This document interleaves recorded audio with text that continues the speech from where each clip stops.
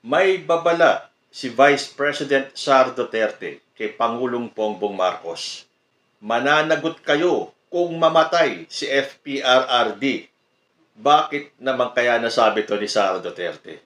Matinding babala ang binitiwan ni Vice President Sara Duterte laban sa Malacanang at International Criminal Court kaugnay ng umano'y peking welfare check na isinagawa sa Hague Detention Unit kay dating Pangulong Rodrigo Duterte. Yun pala yun. Kaya nagbabala si Sara kasi nagkaroon po ng welfare check. Peking welfare check daw. Ayon, syempre, sa mga Duterte. Ayon pa kay VP Sara, malinaw na pang-aabuso sa patakaran ng consular visits ang ginawa ng mga opisyal na pumasok sa kulungan gamit ang maling dahilan. Idiniin niyang simula pa noong Marso ay halos araw-araw may dumadalaw na kaanak upang tiyakin ang kalagayan ng dating Pangulo. So gustong linawin ni Sara Duterte na meron daw pang-aabuso doon sa patakaran, doon sa pagbisita ng mga opisyal na pumasok daw sa kulungan gamit ng maling dahilan. Ano kaya yung maling dahilan na yun? Para bang hindi naman kailangan yung welfare check na yun dahil araw-araw daw may kamag-anak na dumadalaw kay Digong. So, mariing binalaan ni VP Sara ang ICC at gobyerno kung magpapatuloy ang ganitong sham welfare checks, kailangan sagutin ng ICC at Philippine government kung may mangyaring masama kay FPRRD kasama na ang pinakamasaklap ang kanyang pagkamatay sa kustodiya bilang direktang resulta ng mga intrusyon na ito. Teka muna, kung welfare check naman ang dahilan kung bakit binibisita ng konsul itong si Digong, anong masama doon? Tinitiyak lang ng gobyerno natin at ng ICC malamang ang kalusugan ni Digong dahil sinasabi nga ni Kaufman, malala na daw ang kondisyon ni Digong, hindi na nga daw makaalala at parang ano ba yun, may dementia or may Alzheimer's? At bilang isang Pilipino, siyempre, sisiguraduhin ng ating gobyerno na nasa maayos na kalagayan si Digong. Teka muna. Mukhang may naaamoy tayo dyan Kasi sinasabi ni Kaufman na unfit na to stand trial si Digong. Dahil hindi na nga daw makaalala ng kapamilya. Iba-iba na yung sinasabi at marami nang nakakalimutan. Pero parang taliwas yan sa sinasabi ng mga kamag-anak mismo. Pero ang dagdag ni Sara, hindi kayo kailangan ni FPRRD. Ang aming pamilya ang mag-aalaga sa kanya. Na naman, kayo talagang mga Duterte kayo. Ang yayabang ninyo Samantalang si Kaufman humihingi ng tulong kay President Bongbong Marcos. Tapos kunwari pa kayo na hindi nyo kailangan ang tulong dahil ang pamilya ninyo ang mag-aalaga sa kanya. Nung una, sinabi ninyo, Pilipino si Digong. Dapat wag siyang pabayaan ng mga Pilipino. Ngayon naman binisita siya para matiyak ang kanyang kalusugan, umaalma kayo. Unless meron kayong itinatago. Parang ayaw nung mabuko na hindi naman pala unfit si Digong to stand trial. At hindi naman pala siya nag-uulyanin. At hindi naman pala siya nakakakalimot. Dahil yung mga kwento ni Sara Duterte, sinasabi niya na okay ang kanyang ama, nag-uusap nga daw sila ng mga tungkol sa politics, kung ano ang nangyayari sa bansa tulad ng maanumalyang flood control projects na yan, at kung ano-ano pa.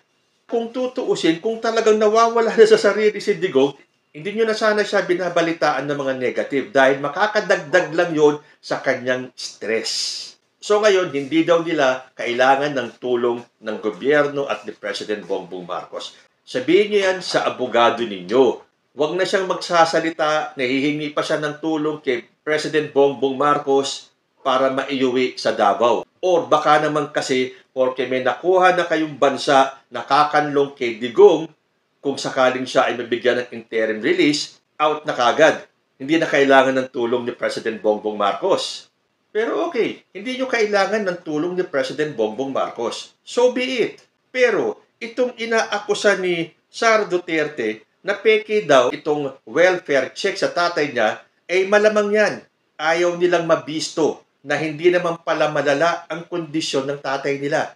Dahil sabi mismo ng ex-wife ni Digong na si Elizabeth Zimmerman nung siya ay bumisita noong September 23, yung pong araw ng basahan supposedly ng charges kay Digong, ang sabi dito sa balita, Elizabeth Zimmerman and Isabel Duterte, former President Rodrigo Duterte's ex-wife and granddaughter respectively, say Duterte is well and very engaged after visiting him at the International Criminal Court Detention Center in The Hague on Tuesday, September 23.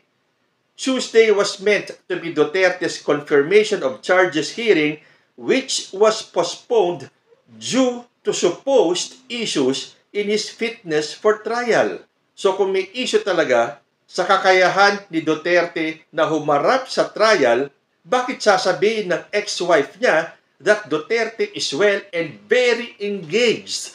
Ibig sabihin, nakikipagkwentuhan talaga, nakikipagpalitan ng kuro-kuro, at very alert siya kasi he is well and very engaged. So, ibig sabihin, alive na alive at walang bahid ng pagkakakalimot.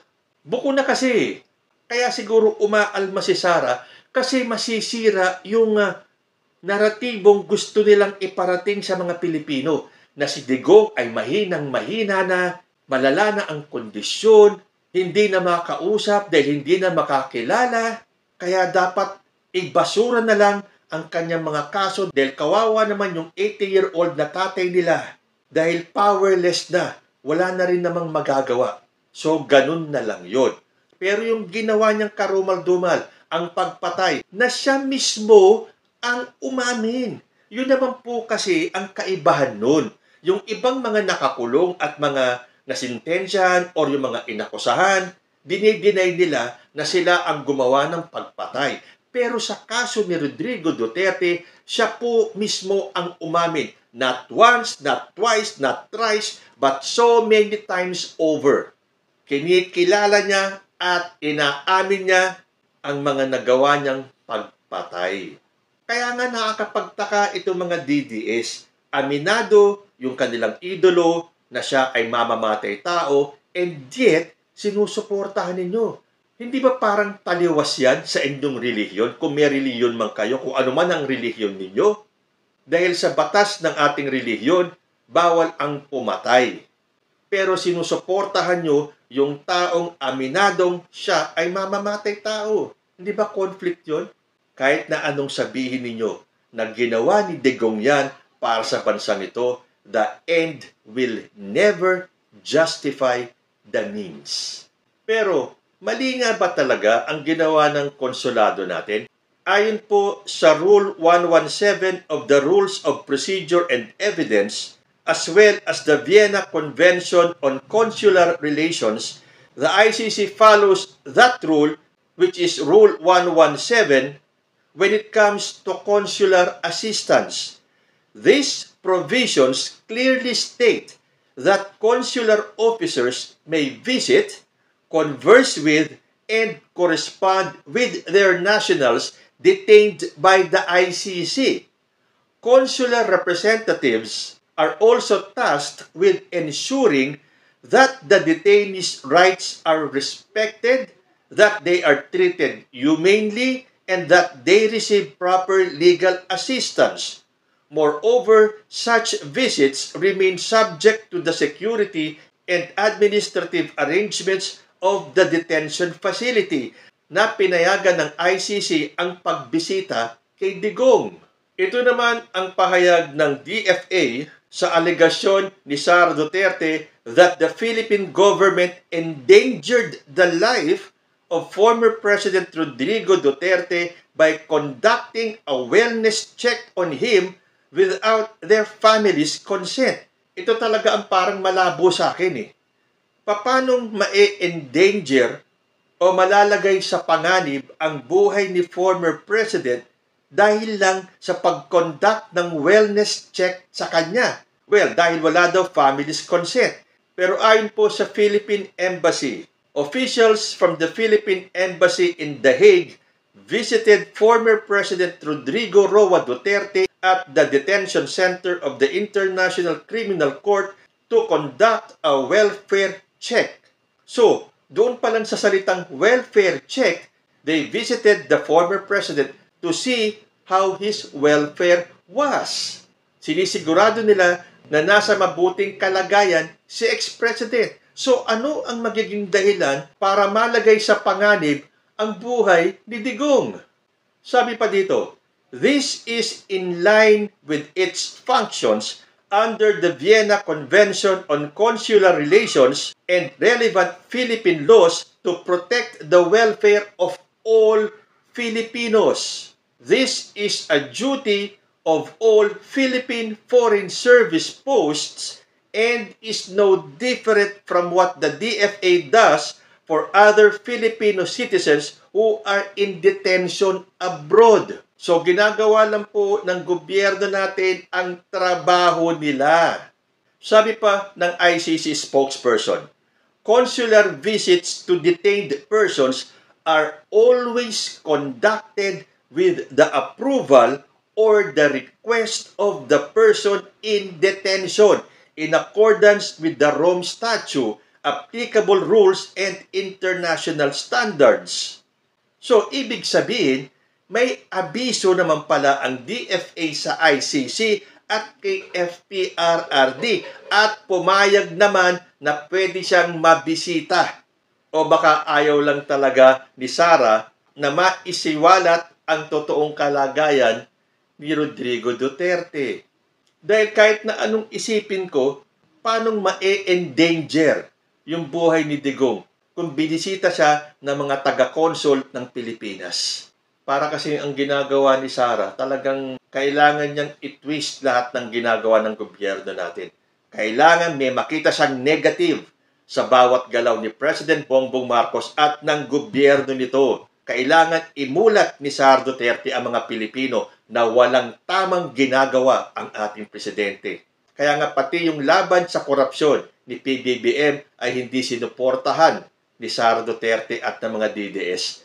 Halos buong Pilipinas ang sumuporta kay President Bongbong Marcos sa kanyang laban kontra korupsyon, pero si Sara Duterte nagpunta ng Japan para mag-rally. At ang mga DDS hindi nakiisa laban sa korupsyon. Ang sigaw nila, bring him home. Bakit? Sa tingin ninyo, makakauwi pa si PRRD? Lalo na at naisampa na yung mga kaso laban sa kanya? At hindi po pwedeng ibaliwala yung mga kasong filed against Duterte. Yan po ay crimes against humanity. So kahit na paikutin pa ni Sara Duterte at sabihin niyang nanganganib ang buhay ni Digong nang dahil sa pagbisita ng konsulado ng Pilipinas kay Digong, mukhang hindi na po niya mapapaniwala ang taong bayan. Sabi naman ng abogado nilang si Attorney Kaufman, yun daw pagbisita ng Philippine Embassy was calculated to obtain intelligence regarding his medical condition, saying that it was not coordinated with the defense. Sinabi na nga na may karapatan ang embahada na bisitahin ang kanilang mga nasyonal. And Digong is a Filipino national. At may basbas yan ng ICC at sinabing yan ay ipinaalam kay Rodrigo Duterte. Pero ang dahilan ni Kaufman, yun daw ay calculated to obtain intelligence tungkol daw sa medical condition ni former president. So halatang halata na nagsisinungaling itong si Kaufman nung sinabi niya na Rodrigo Duterte is unfit to face trial, na lumalala ang kanyang kondisyon. Bakit natatakot silang malaman ng ating gobyerno kung ano ang totoong kondisyon medikal ni former president? Kung wala kayong itinatago, wala kayong dapat ikatakot. Sinabi na nga ng ex-wife that former president is well and very engaged. Actually, yan din ang sinabi ni Katie Duterte na okay ang kanyang ama. Maliban na lang siyempre sa mga nararamdaman ng isang 80-year-old man. Sabi pa ng DFA, the embassy's visit is in line with its functions under the Vienna Convention on Consular Relations and relevant Philippine laws to protect the welfare of all Filipinos. Hindi po exempted si former President dyan. At may karapatan ang ating embahada o ang ating gobyerno to look after the welfare of each and every Filipinos, lalo na yung mga nakakulong. Gusto lang talagang palabuin ng mga Duterte ang issue na yan para lumabas na may ginawa na namang anomalya itong gobyerno ni Bongbong Marcos and they are endangering the life of the former president.